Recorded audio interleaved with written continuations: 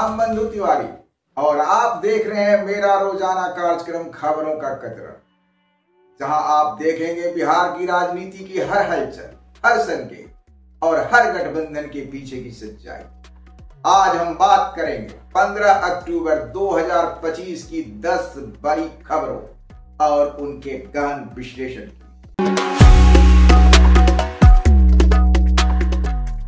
तेजस्वी यादव ने राघोपुर विधानसभा सीट से अपना नामांकन दाखिल किया।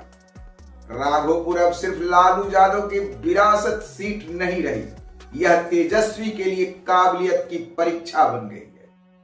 पीके की टीम और बीजेपी दोनों यहां मैदान में है। अगर अंतर कम हुआ तो आरजेडी को पूरे बिहार में अपनी पकड़ मजबूत करने के लिए अतिरिक्त मेहनत करनी पड़ेगी। यह सीट अब विरासत बनाम विकल्प की लड़ाई का प्रतीक बन चुकी है। कांग्रेस को महागठबंधन में 61 सीटों पर चुनाव लड़ने की अनुमति दी गई। कम सीटें मिलने के बावजूद कांग्रेस अब महागठबंधन में अपनी मौजूदगी बनाए रख सकती है, लेकिन पुराने नेता असंतुष्ट हैं। गठबंधन में असंतोष बढ़ा तो कई सीटों पर नुकसान हो सकता है।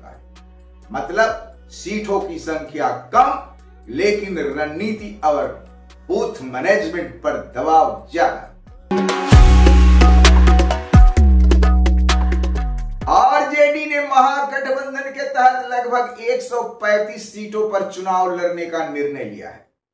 तेजस्वी की नई रणनीति, हर सीट जीतने पर ध्यान, छोटी पार्टियों के साथ तालमेल और मजबूत उम्मीदवारों का चयन उनकी प्राथमिकता।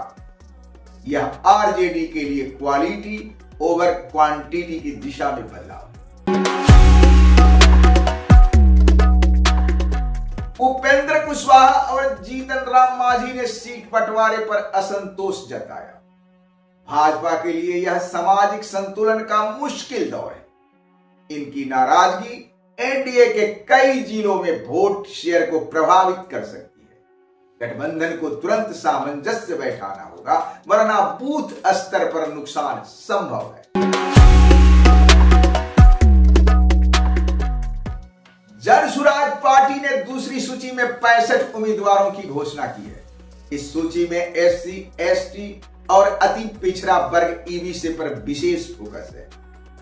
पहली सूची में 51 नाम, अब 65 नामों के साथ पीके ने अपनी दावेदारी मजबूत की है। यह कदम ईबीसी वोट बैंक पर स्ट्रेटेजिक हमला है। नीतीश और एनडीए दोनों की मजबूत जमीन पर असर डाल सकता है। साथ ही 17 नए पार्टी डिफेक्टर उम्मीदवारों को मौका देकर पीके ने जमीनी नेटवर्क तैयार कर लिया है। चिराग पासवान ने 29 सीटों पर चुनाव लड़ने की घोषणा की है। चिराग अब दलित युवा वोट और रामविलास विरासत दोनों पर खेल रहे हैं। बीजेपी के साथ तालमेल और तानातनी दोनों चल रही। अगर चिराग स्वतंत्र मोर्चा चलाते हैं तो एनडीए के वोट शेयर में बिखराव संभव है। परिवार की विरासत नहीं रही। तेज प्रताप की पकड़ कमजोर हुई है। आरजेडी कार्यकर्ताओं में गुटबाजी है। यह लड़ाई भाई बनाम भाई की राजनीति में नया मोड़ ला सकती है। प्रधानमंत्री मोदी ने बिहार के बूथ कार्यकर्ताओं के साथ बैठक में जोर दिया कि बूथ स्तर पर मजबूत नेटवर्क बेहद जरूरी है। बीजेपी अब बूथ मैकेनिज्म और डिजिटल नेटवर्क पर भरोसा कर रही है। जातीय समीकरण से आगे बढ़कर डेटा और ग्रास रूट नेटवर्क पर फोकस। हर पंचायत में माइक्रो इन्फ्लुएंसर तैनात। मतलब चुनाव सिर्फ भीड़ का नहीं, सिस्टम का खेल बन गया है। उप मुख्यमंत्री विजय सिन्हा ने लखीसराय विधानसभा सीट से नामांकन दाखिल किया। लखीसराय बीजेपी के लिए प्रतिष्ठा सीट है। यहां पिछड़ना एनडीए की साख पर असर डालेगा। पीके की टीम सक्रिय है और आरजेडी ने स्थानीय समीकरण बदल दिए। सीट का रिजल्ट पूरे 2025 की चुनावी हवा को प्रभावित कर सकता है। सीपीआई एमएल ने दीघा विधानसभा सीट से दिव्या गौतम को उम्मीदवार बनाया है। वह दिवंगत अभिनेता सुशांत सिंह राजपूत की चचेरी बहन है।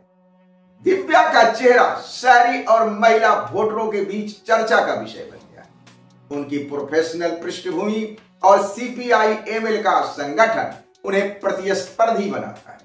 दीघा में उनका प्रदर्शन यह तय करेगा कि नए चेहरे कितनी तेजी से जमीनी पकड़ बना सकते हैं। तो दोस्तों, ये थी 15 अक्टूबर की 10 बड़ी खबरें और उनका विश्लेषण।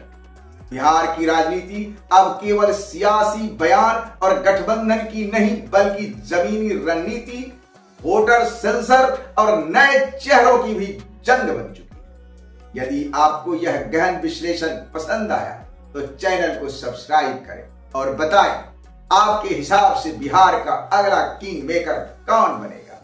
मैं रामबंधु तिवारी आपसे फिर मिलूंगा अगले एपिसोड में। धन्यवाद, प्रणाम।